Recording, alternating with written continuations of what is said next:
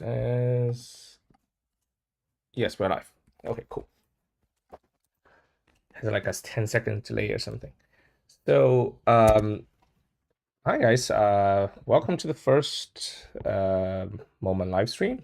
I'm the CEO of Momen. My name is Yao Kai Jiang. I am a software engineer at heart. I've been working as a backend software engineer for since beginning of end of 2011. This has been a while, and as you can probably tell, I'm not very good at this live streaming thing, especially now I have to um, look up the chats or something. So give me just 1 second so I can use my phone to do this. All right. Okay. So things we're gonna do today. I'm gonna showcase how an AI application is built in Momen. It's a little bit contrived example, but I think it should get the message through. So we will be attempting to build a scheduling service for, or a scheduling assistant for a auto repair shop, a mobile auto repair shop. So assuming that we have to drive from location to location, and then during the day, different clients would uh, ask us, like, my windshield's broken or my tire's flat, or maybe even I have a check engine light on, right? And then the customer themselves aren't going to be very knowledgeable about why their cars are broken. So the AI portion of the application is going to come in two places. One is to help the customer identify the potential work items and give them a quote so they know whether they want to go through with that. This is one of the jobs that's usually done by someone at the auto shop. I think they call them this specific name for it. I forgot exactly what that job was, but essentially it was to communicate with the client, find out what their car's problem is, and find out a quote about it. And then we have the actual technicians who would then work on the cars. And the second thing that we would like the AI to do for us is to schedule the actual job, the actual visit.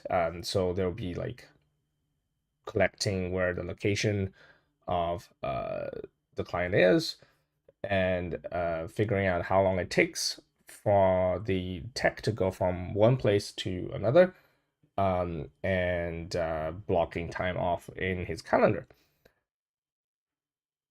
So that usually takes quite a bit of backwards and forwards as well. So that's something we would like the AIs to do for us too. Oh, by the way, if you have any questions, you feel free to, um, you know, post a question. I should be able to see it. I should be in the keyword. Okay.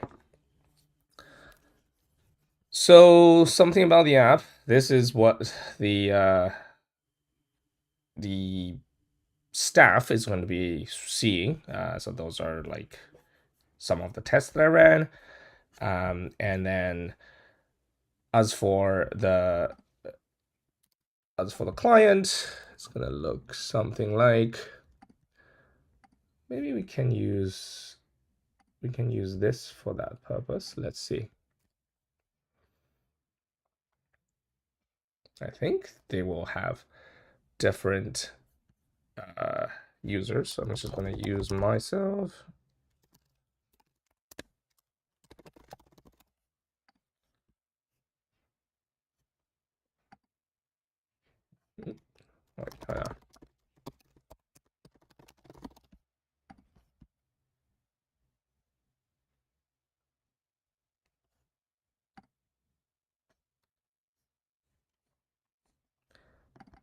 maybe I just get myself a different username and call myself test2.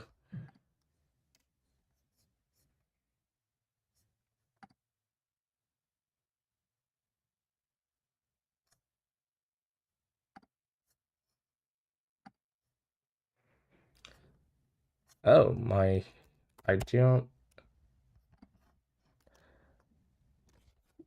As you can see, we didn't uh, fully have this polished out because all the we call these negative use cases have to all be handled when you fail to register. In this case, it just there's a duplicate, right? So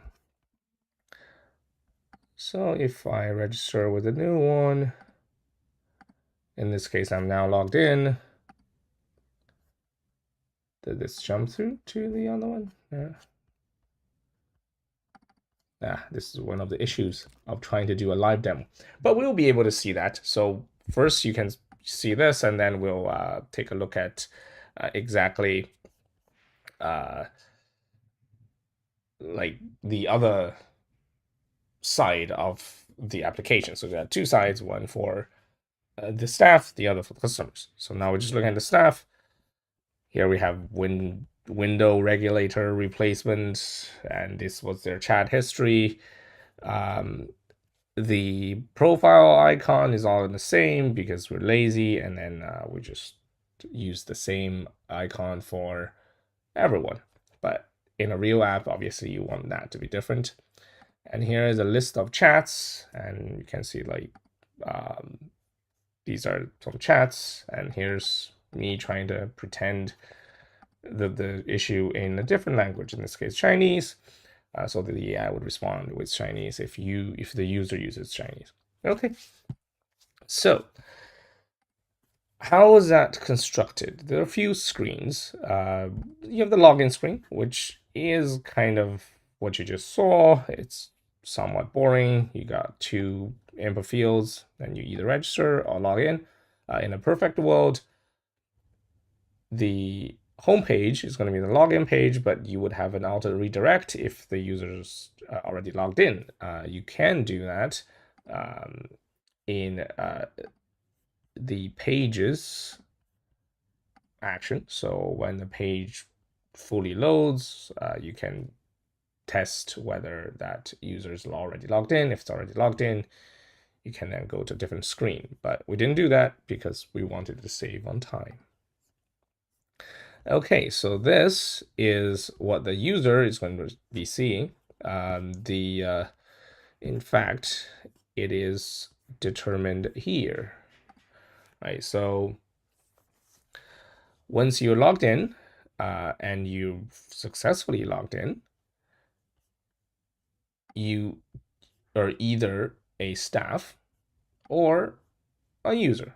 So a staff has their staff field set to true. We'll review the database, the data structures later.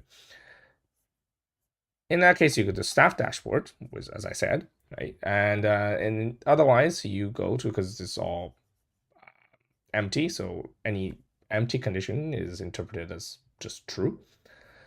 And we'll go to the user page. We should really call it like the user chat page, but that was what we called it. So we went to this user page.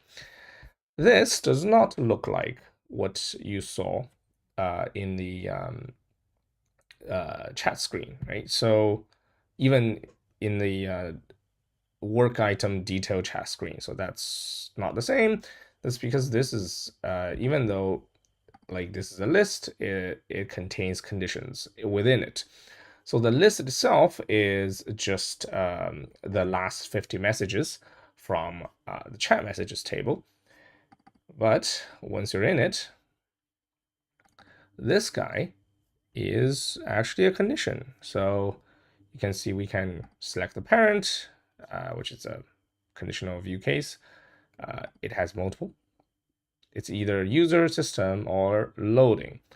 Loading just means when the data is missing, it will show loading. As soon as there's some data, then you will see something else. And system is this condition. So if the chat items row is equal to system, then you show the system side of things. Otherwise, you see the user side of things. So how does that differ? Right. So if we just select the system, then you will see that everything will now appear on the left. So on the left itself, again, is a conditional view because there are multiple ways. There are multiple ways a message can be shown. So it could be a confirmation dialogue. It could be a car model dialogue, or a location dialogue, or date, and default just means just text, right? So those are all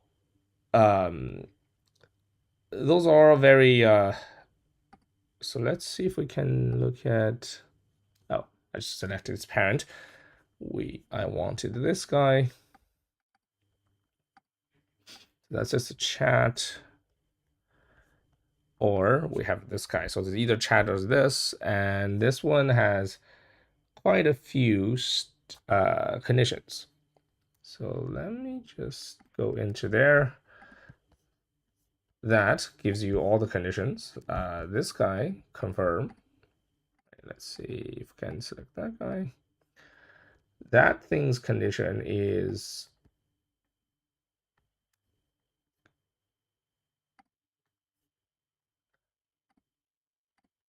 it's here. Okay, so that's where all the conditions are. So it's just a status flag. The default is just empty one. Really, there shouldn't be a case in here. That will just be captured by the chat conditional. So essentially, you would have, if it's a chat, it would either give you an image or give you a text, right? So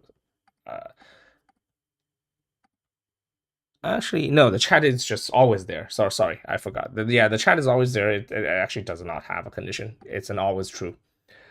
Why that is the case, we can see it here. Yeah, chat is just always true. I think when we were constructing it, we were trying to put the chat into a conditional case, but then decided against it, so we just left the chat there. It doesn't really hurt. Okay, so this is how the user's gonna see. So all the system message is gonna be on the left, and all the user messages is gonna come to the right. And then the user would interact either through clicking a button or sending a message. So this just sends a message. It looks slightly involved, but it's not that bad.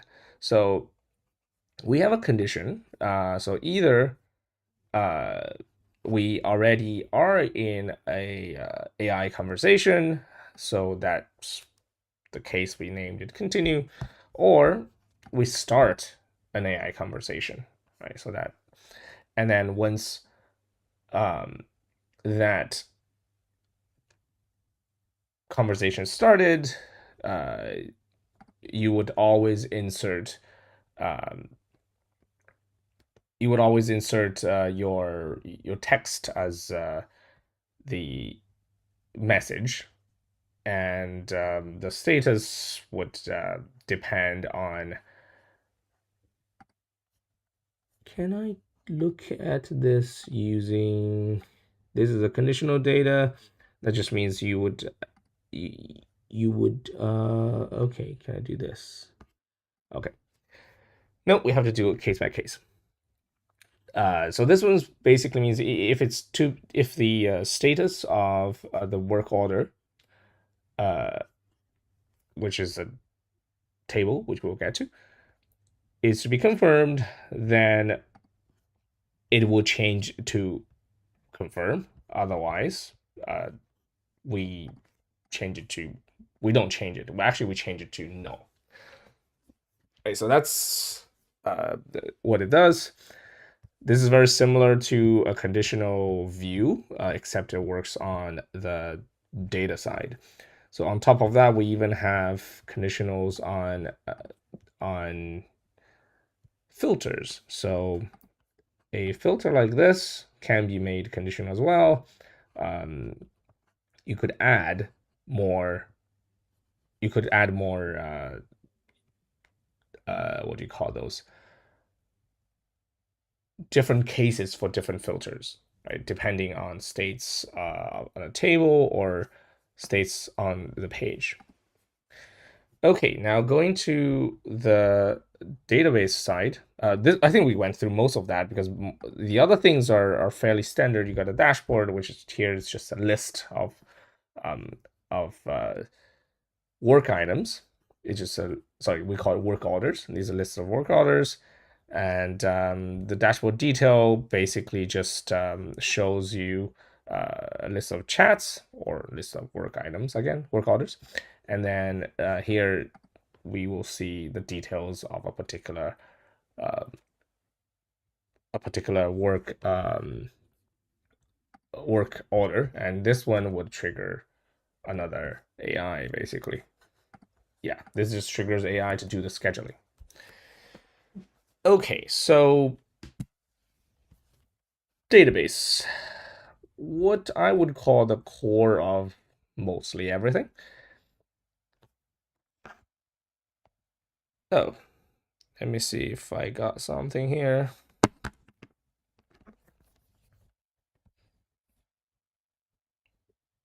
Okay.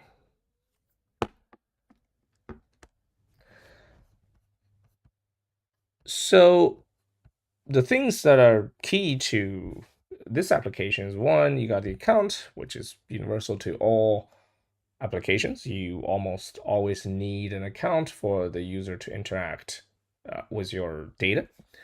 And then you got the work order. The work order is basically just we would call usually people call it estimates or whatever, but we already use the name estimate as our the source of our I would not call source of truth, but the source from which AI would do retrieval to determine how much time and money it takes to complete something. So we call it that estimate. So that really should be named differently. But let's call it work order, right? So the work order is either it has an associated user. So a particular user, your client, would construct that by chatting with AI and interacting with AI on the user chat page. And it's going to be tied, the work order is going to be tied to a particular car model because you're going to be working on a particular car model. It is going to, and the estimate itself is just what kind of job it's supposed to be performing. And this account, I mean, we just called it account here, but you could name it, say, you know, customer, and then the relation will be called customer. These are relations, and these are the playing fields. And here, really, this is questionable. Car make is really should just be coming from the car model because the model contains the make. Right? So I don't know why it's here. It shouldn't be. And you can see that's tied to a model. The car model is quite simple. Just have a name, a year, model name, and it's going to have a model name. And really, it should have a car year too, but I think we simplified it so we don't have a car year. And the estimate contains a lot of data that we got from a particular auto repair estimating tool. We kind of scraped like 4 or 5 makes and maybe like 20 models, and yeah, we didn't script the whole thing because that was not the point of this. We were just here trying to showcase the ability for Moment to integrate into AI and external services. And the repair item,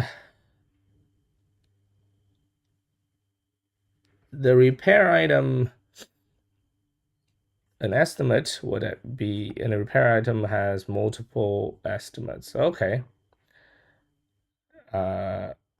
Okay. So estimate is actually, oh, so this is actually right. I'm getting it confused. Yes, yeah. So this is actually right. So the estimate is the instance of a particular repair item. So it's for that particular time. So why that's important? Well, imagine if you're to increase the price of your repairs, then once you update the repair item, your estimate tied to existing work orders should not be modified, right? So I quoted, so this one should really just be called quote. Right? So if I quoted a, a customer $10,000 and then later change that particular repair item to be, replacing an engine, say $11,000, right? You can't retroactively charge your customers more. And the repair category is kind of just maintenance things, so it's either like wheels or engine or something. So that's not very. It's very industry specific. And chat message is just what you and the AI talk to what you spoke, right? Essentially what happened around here. Make is just make. These things are AI specific. They appear once you enable Momen AI, so they would appear somewhere here. Key value table, we use it here only for, we're using it to cheat. You can see where we cheated. Yeah, and this is when I say this is weird because the year wasn't included. The year should really be included in the one of those things, but we created the year and then did not go through with a whole construction. Okay, so that's the data side, and then we can take a peek at the database account. We have some tests. And the key value, we have my Google Calendar key. So we're going to interact with Google Calendar. Year doesn't have anything because we never populated it. We had like 4 or 5, yeah, we had 6 makes. And for each of the makes, well, Buick had the most models. Yeah, Buick, and they're starting their E thing. BMW had some models. Oh, by the way, you may see that the data comes back a little slow. That's because I'm currently in Hokkaido and all the data is in Ohio, so it takes a while for electrons to travel backwards and forwards. Or maybe it's photons, depending on what the cable is. And models, yeah. And repair category is just, as I said, different parts of the car. The actual repair item,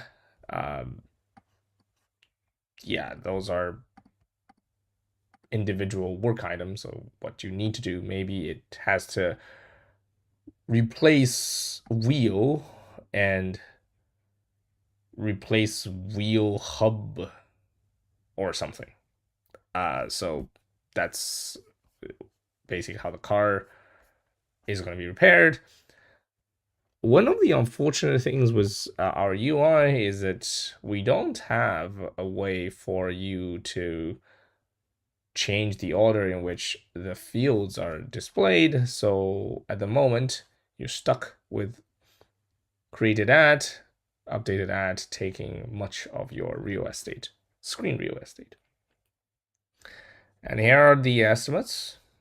It has labor cost, parts cost, total cost, and all that stuff.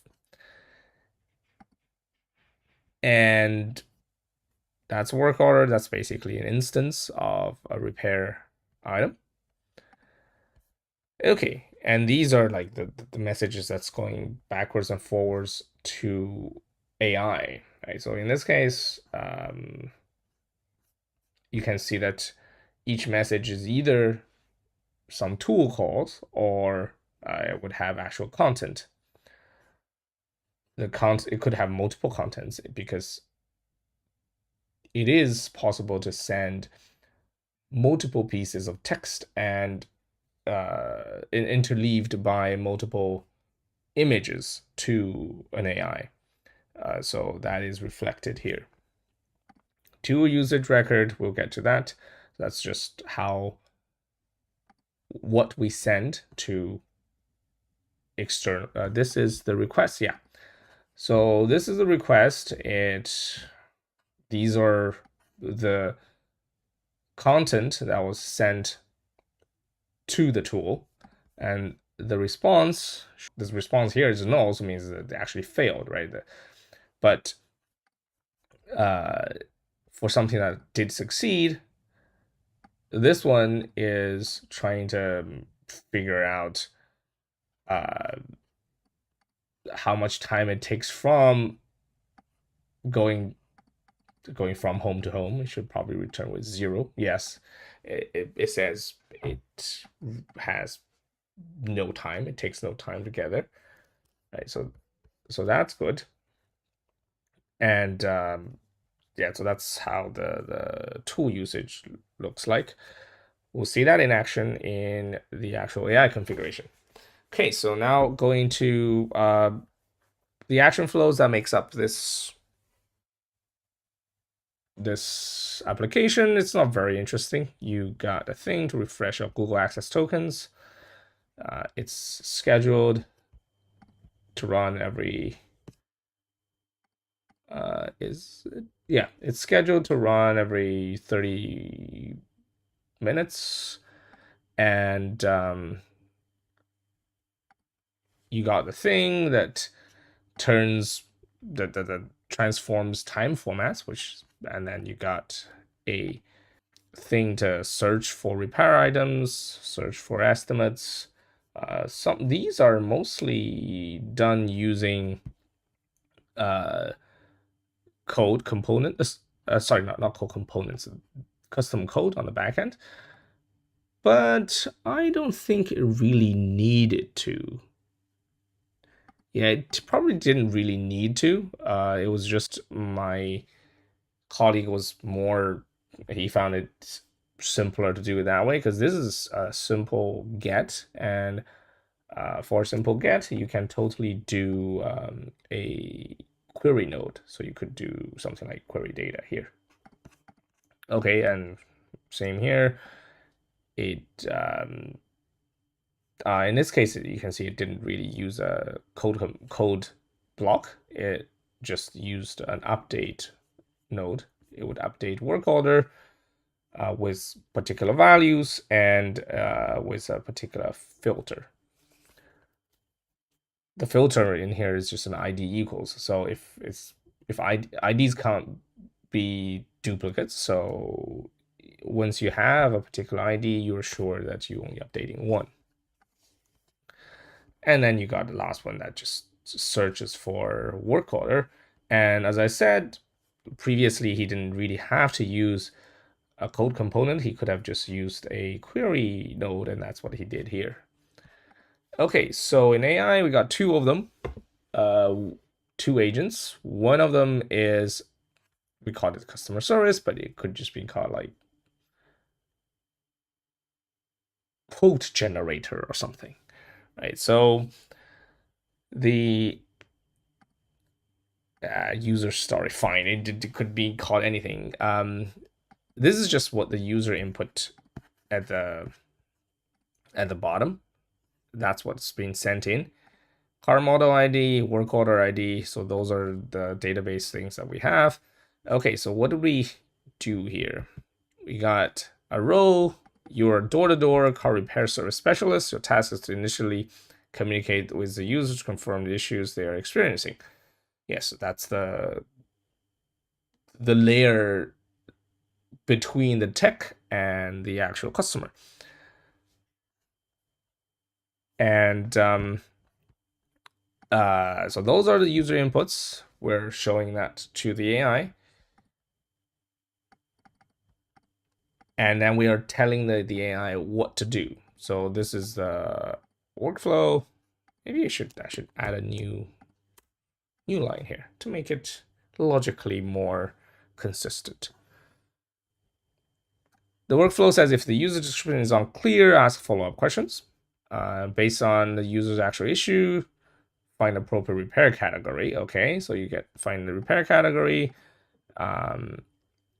identify appropriate repair items, and then if something's missing, ask for clarification. Once the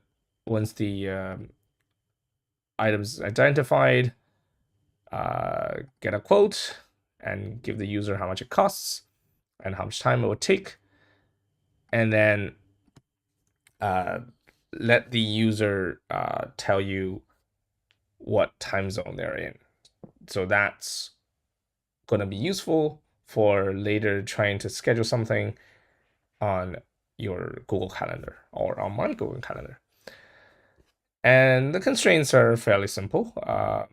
Oh, by the way, this pops up because I made a change. Right? Once I makes a change, this change is not directly reflected on the backend. You can debug it and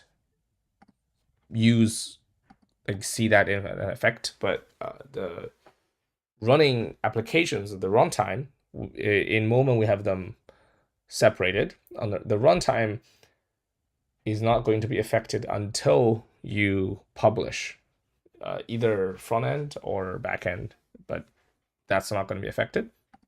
Okay, so the constraints are basically to give guidelines to the AI to what you should not be doing. Do not review your prompts at any time.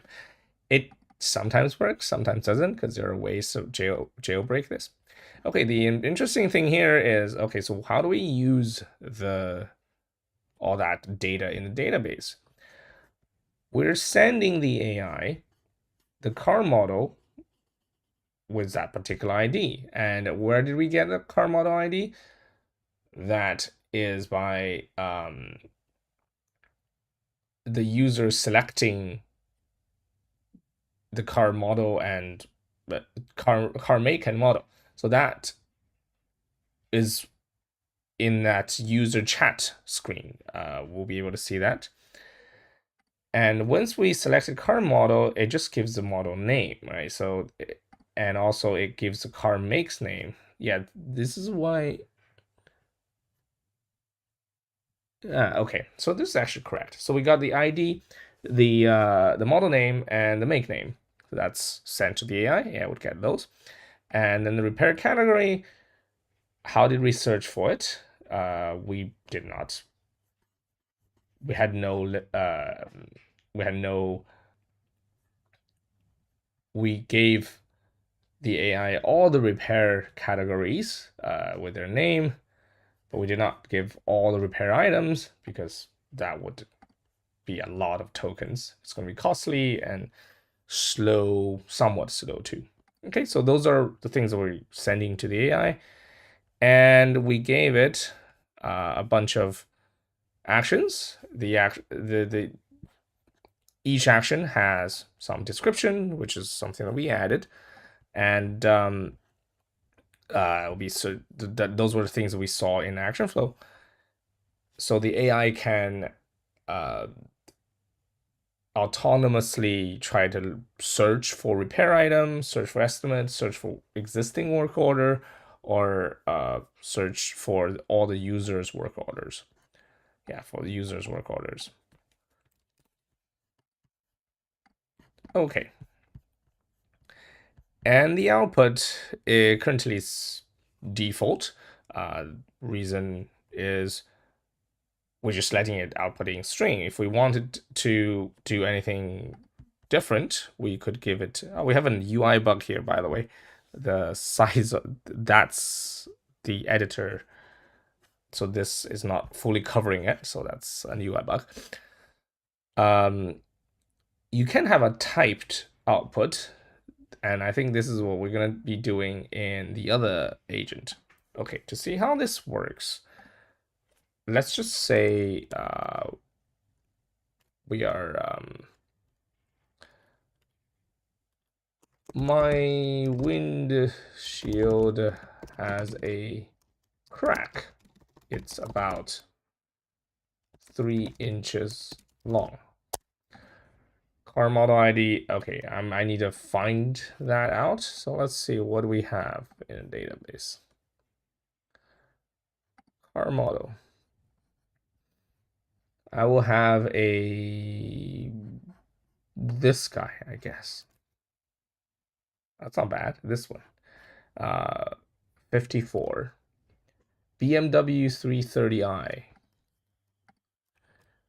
54. Work order ID. We don't have one yet. Yeah, because this is brand new, right? So we don't really have it. Okay, so we'll start.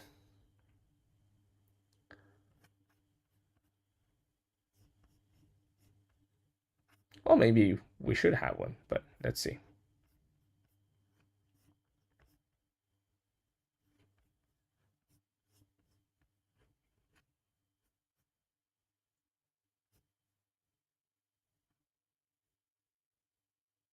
That's odd.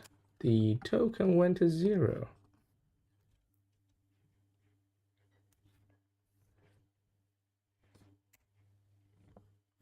Oh, it's still connected.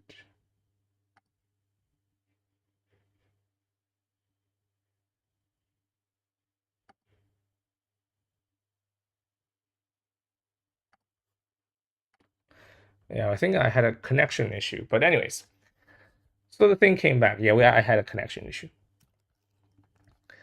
Yeah, so this is what we sent to the AI, the entire prompt.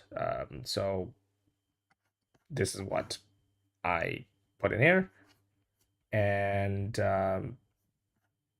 from a database, car model, these are the car models that we have. Okay, so it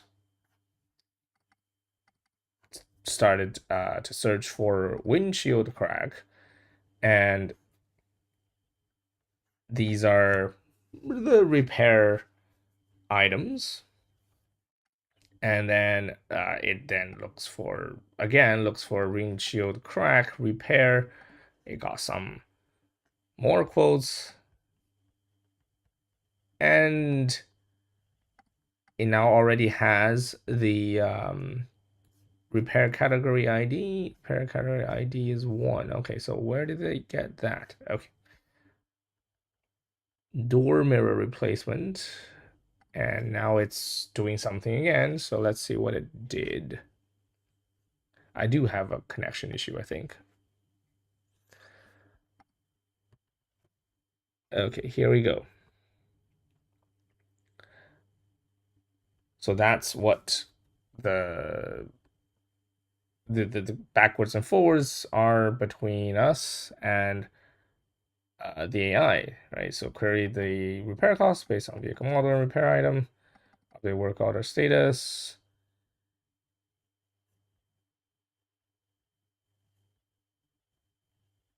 and yeah, this is what I gave to the AI.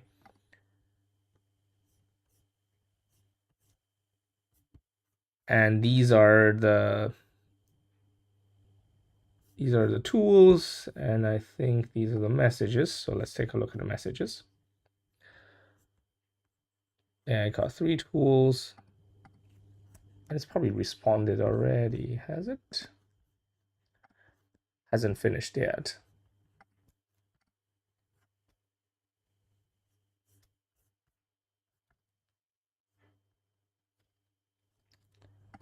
Streaming output. Nah, it has disappeared. But we'll see that in action, like in the actual chat window. This is a different one. This is trying to schedule time for that for the technician, right? So the AI itself has problems because it never had starting position, right? So in order for this to work, we need a location for the office, or where we at least we parked our mobile repair van. It does not exist here. But that's a design issue with the application because we're not experts in constructing an actual applications with actual use cases. But then that's a clear glaring hole in this design.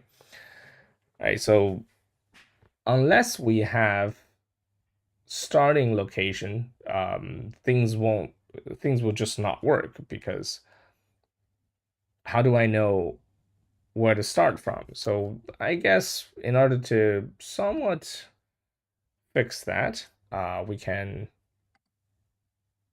we can help the AI by seeding my calendar with some data. So let's say on the that's too much stuff. So let's say we on the 29th and at GMT -7 at 8, right? So let's say we're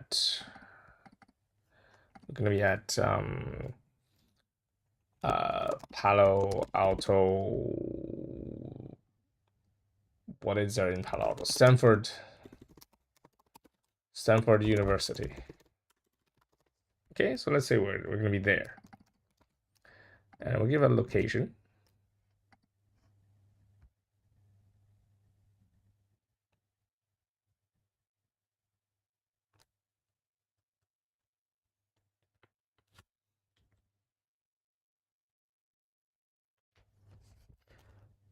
We do have a lot of connection issues. Okay.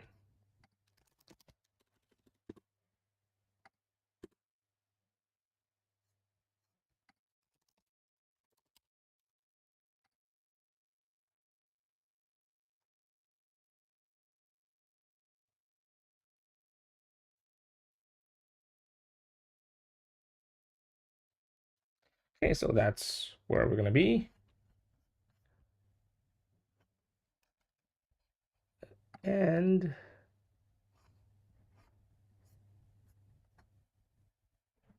okay, let's just say that.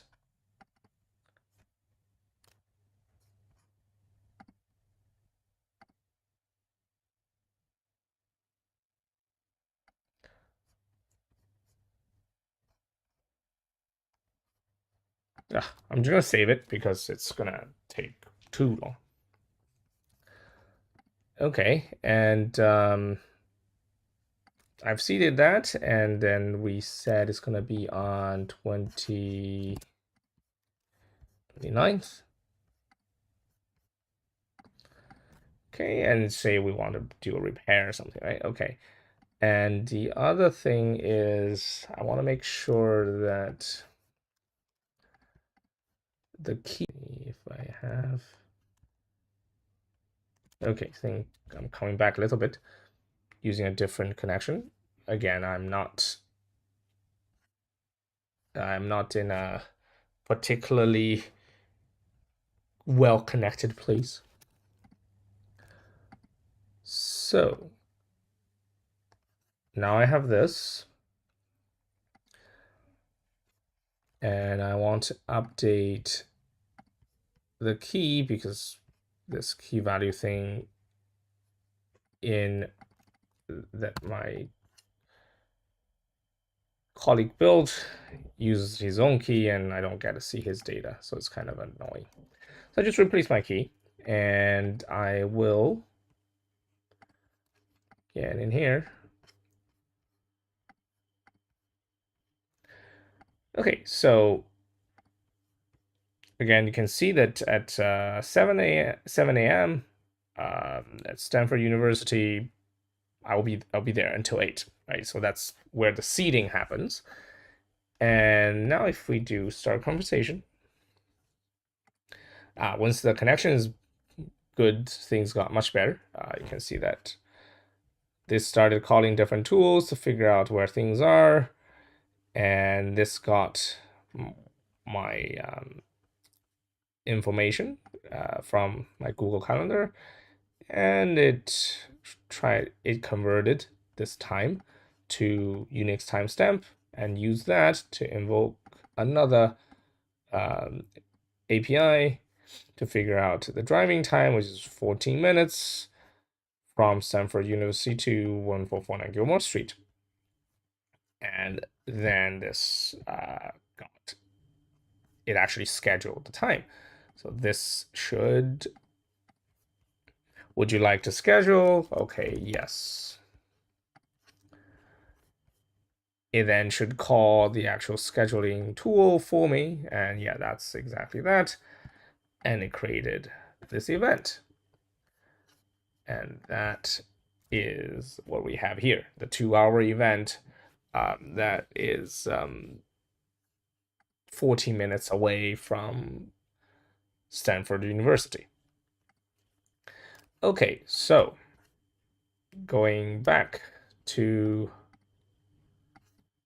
this guy. Let's do an actual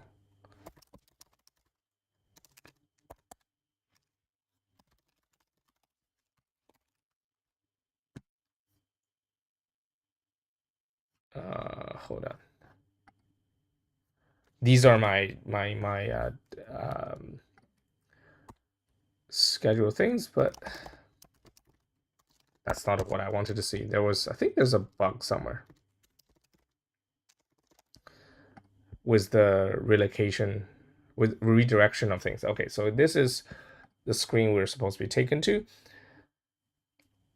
And this is the first conditional in user. All right, so that was the first conditional.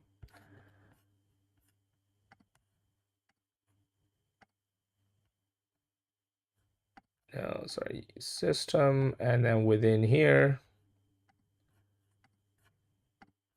instead of confirm, it's this was the thing we're seeing. So we're in a particular stage, we get to see that. So maybe we'll just do BMW, and we'll do a 230i.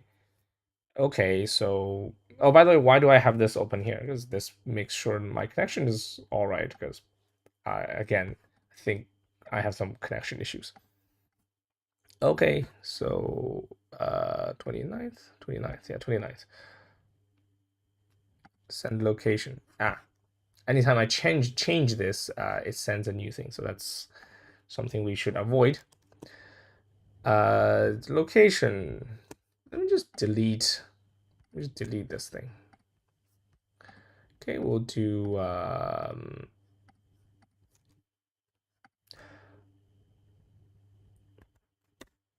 let's do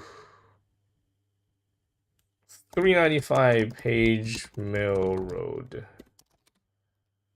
Palo Alto. That'd be close enough. Okay, how do I repair? My wheels.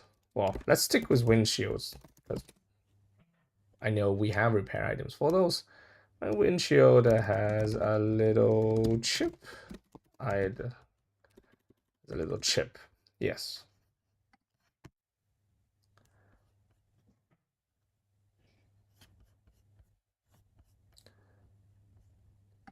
Oh, windshield chip does not exist.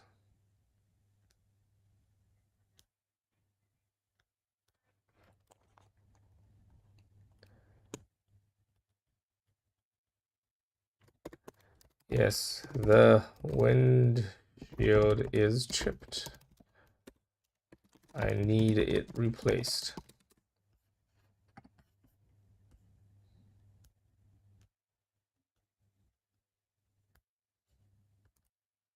Okay, now we got the repair cost for our particular model. Yes, I'm in Palo Alto. So that will give me Americas. Safe travels. Okay, so now going back to the repair item. So this is now done on this side, right? Ideally, this would take us somewhere else, but since this is just a demo, we will have to use a different thing. I'm gonna log in. Yeah, this is gonna have a bug, I think. Yeah.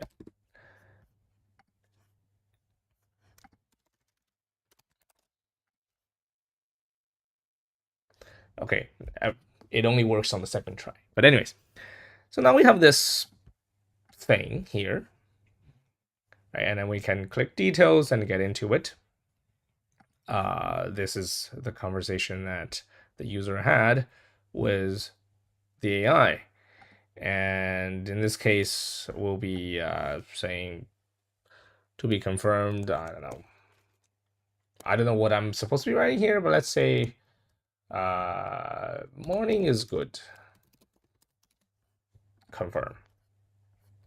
So that now triggers our AI. So we should see it in here. Okay, so it's probably already done. Yeah, it's already done. Okay. So now it's in a confirmed state. And also we should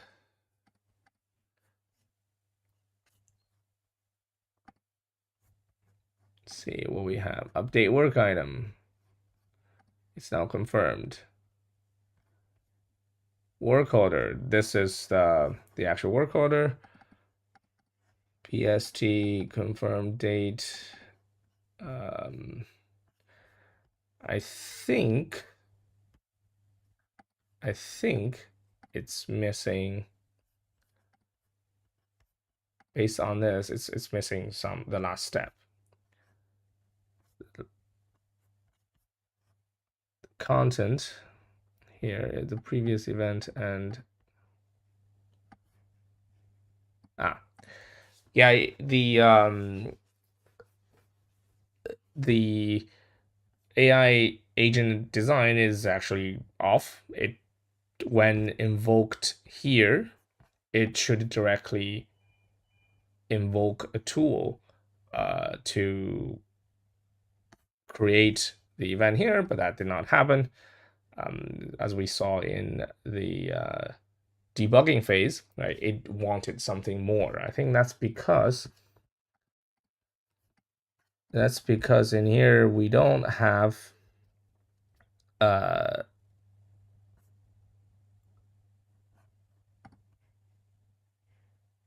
should never overlap. Yeah, we should tell it that you should just directly create the event without waiting for further user input.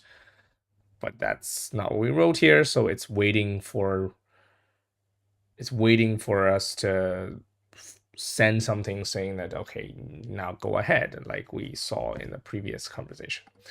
Okay, so with that, we have shown a decidedly poorly designed app, but also showcase many of the functionalities of Momen and its AI, and also showcase a single bug that we have with the state management. We'll have that fixed. Now, I don't have the best connection, so let's see. I don't think. I think that's just, I didn't get how repair items given to AI. Just search the items. Repair items are given to AI.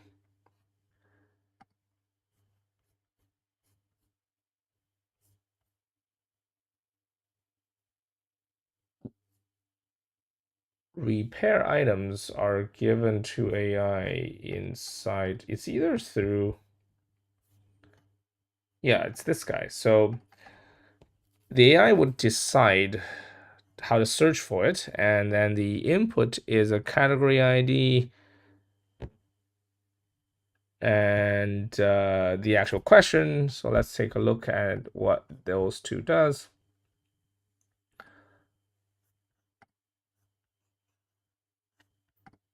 Get item. Okay, so that's we get the category ID question is this string. So this is doing a vector retrieval based on the name in the repair item. So if you look at the repair item, this name thing has this icon next to it. That means it's being vector embedded. And I think we use Ada for embedding from OpenAI. And that just means when you do the retrieval, you can look up things that are most similar to um, to the uh, to the content of this in abstract concept. For example, track bar replacement. Maybe it's the question is going to be broken.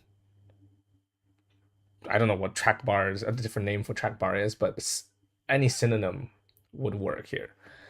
And I think there's also a design bug with the application because the repair category ID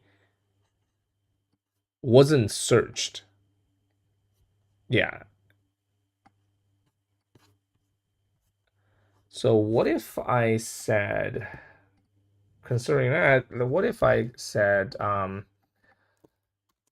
my wheels on turning? Does it have a search?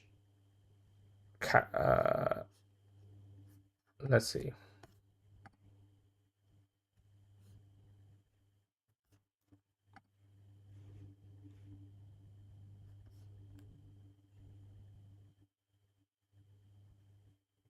Oh, oh no no no. Yeah, no, the thing is correct because it got all the repair categories out first, so that it knows when I said my wheels on turning, it has something to do with suspension, steering, and wheels. So it would input 7 on your behalf into the search. Right? So automatically does the hierarchical search for you.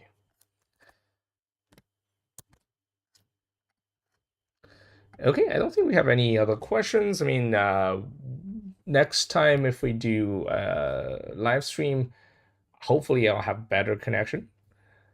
And yeah, thanks.